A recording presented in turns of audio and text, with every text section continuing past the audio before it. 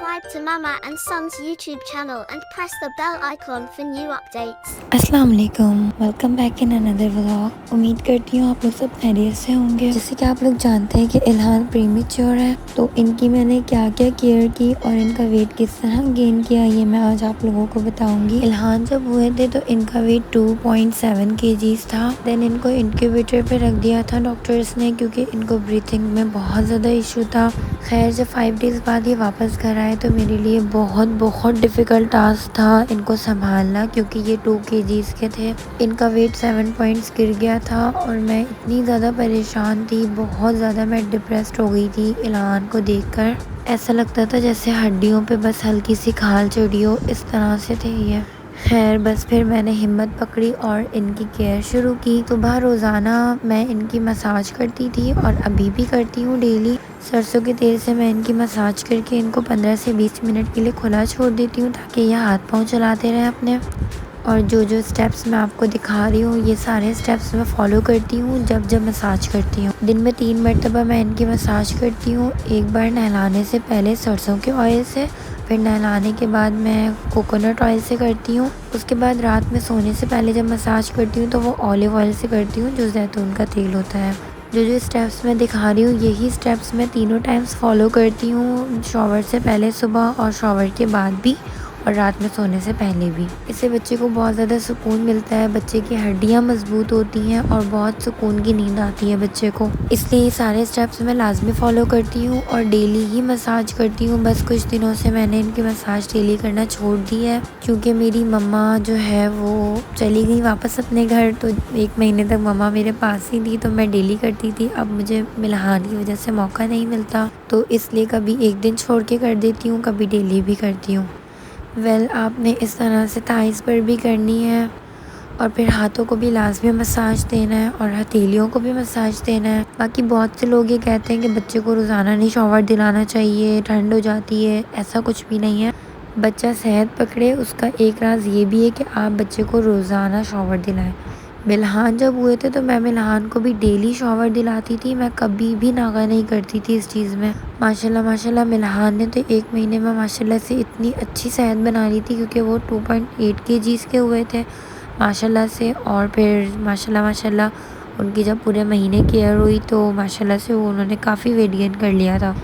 माशाल्लाह इल्हान का वेट 1 महीने के अंदर 2 kgs बढ़ा है और मैं इतनी खुश हूँ ना, मैं बता नहीं सकती कि कम से कम मेरी मेहनत वसूल हो रही है। आपने हर चीज़ का ख्याल रखना है, बच्चे का डायपर टाइम पे चेंज होना चाहिए, बच्चे को रैशेज़ नहीं होने चाहिए। रैशेज़ के लिए मैं इल्हान और मिल्हान के लिए एक ही चीज़ करती हूँ, वो ये कि जब डायपर चेंज करती हूँ तो कोकोनट ऑयल लगाती हूँ। इसके अलावा जब मसाज करने से पहले मैं डायपर रिमूव करती हूँ तो सरसों ऑयल लगा देती हूँ अच्छी तरीके से। तो अल्हम्दुलिल्लाह ना आज तक मिल्हान को रैशेज़ हुए हैं और अब तक अल्हम्दुलिल्लाह इल्हान को भी रैशेज़ नहीं हुए अल्हम्दुलिल्लाह। इसके अलावा आपने KMC के बारे में भी सुना होगा, कंगारू मदर केयर। बच्चे को बॉडी टू बॉडी इंटरेक्ट करवाना होता है, तो मैंने इल्हान को ये भी करवाया है माशाल्लाह से। इससे भी बहुत फ़र्क पड़ता है, बच्चा सेहत पकड़ता है। टमी पे आपने इस तरीके से लाजमी मसाज करनी है, इससे जो है वो बच्चे को कॉलिक या गैस का इशू नहीं होता, और अगर होता भी है तो सुकून मिल जाता है। आप इसे इस तरह याद कर लें, आई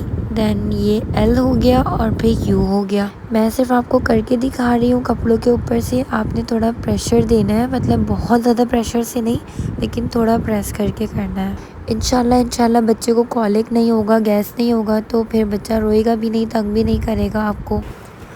तो बस ये छोटी सी टिप्स हैं, इनको फॉलो करना है आपने। इसके अलावा ये ड्रॉप्स आते हैं D-Max, ये मैं इल्हान को देती हूँ 24 घंटे में एक दफ़ा 1 ड्रॉप। न्यूबॉर्न बेबीज़ के आपने अक्सर नोट किया होगा कि सर की हड्डियाँ निकली हुई होती हैं, तो वो विटामिन D की कमी होती है जिसकी वजह से ऐसा होता है। तो उसके लिए आप बच्चे को धूप लगाएं रोज़ाना और ये वाला ड्रॉप दे दें। देन ये कोकोनट ऑयल तो बस बहुत बेस्ट है, हर बार मैं डायपर चेंज करती हूँ तो यूज़ करती हूँ। इल्हान और मिल्हान के फेस पे भी मैं इसे यूज़ करती हूँ।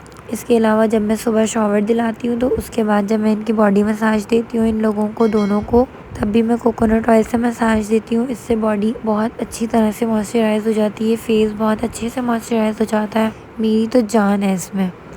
उसके बाद ये आ जाता है ऑलिव ऑयल।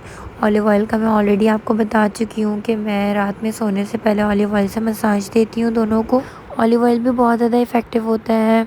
ऑलिव ऑयल की तो बहुत सारी चीज़ें आप लोगों ने अपने बड़ों से भी सुनी होगी, तो बस मैं ये भी लाजमी यूज़ में रखती हूँ बच्चों के। इसके अलावा अपने हर चीज़ का ख्याल रखना पड़ता है, बच्चे की नाक तो बंद नहीं है कहीं। मैं फ़ीड करवाने से पहले चेक कर लेती हूँ इल्हान को। मुझे अगर लगता है कि थोड़ी ड्राई सी हो रही है, इनकी नोज़ या बंद हो सकती है या फिर इनके सीने में से हल्की फुल्की कोई आवाज़ आ रही है, तो फिर मैं फ़ीड से पहले नोरज़ुलिन ड्रॉप्स हैं ये डाल देती हूँ इनकी नाक में।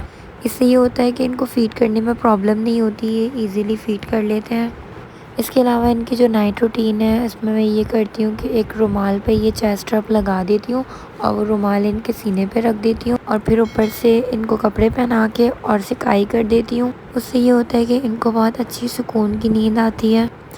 तो ये सारी चीज़ें हैं जो मैं करती हूँ। ऐसी छोटी छोटी सी चीज़ें होती हैं, इनका ख्याल रखें तो फिर बच्चा बिल्कुल रिलैक्स रहता है। इसके अलावा एक चीज़ और है, वो ये कि जब भी आप डायपर पहनाएं तो ये आप देख सकते हैं कि डायपर के अंदर वाली ये जो लेयर है ना, ये वाली लेयर ये थोड़ी सी आप बाहर कर दें डायपर पहनाने के बाद, क्योंकि इससे एक रेडिश आ जाती है और फिर वो भी इरिटेट करती है क्योंकि उसमें ज़ाहिर है तकलीफ़ होती है। आपका मकसद होना चाहिए बच्चे को हर किस्म की तकलीफ से आपने दूर रखना है। इल्हान की मैं बिफ़ोर आपको पिक्चर दिखाती हूँ। सीरियसली जब मैं इल्हान को देखती थी ना तो मेरा तो दिमाग काम नहीं करता था कि मैं कैसे संभालूंगी इनको। इसमें मेरी मम्मा का बहुत बड़ा रोल था कि मैंने दोनों बच्चों को संभाला उनके साथ मिलकर। बस मेरी दुआ है अल्लाह पाक उनका साया हमेशा मेरे सर पर सलामत रखे, आमीन। वीडियो अगर पसंद आई हो तो वीडियो को लाइक कर दीजिएगा और चैनल को सब्सक्राइब कर दीजिएगा और माशाल्लाह ज़रूर बोल दीजिएगा। अपना ढेर सारा ख्याल रखिएगा। अल्लाह हाफ़िज़।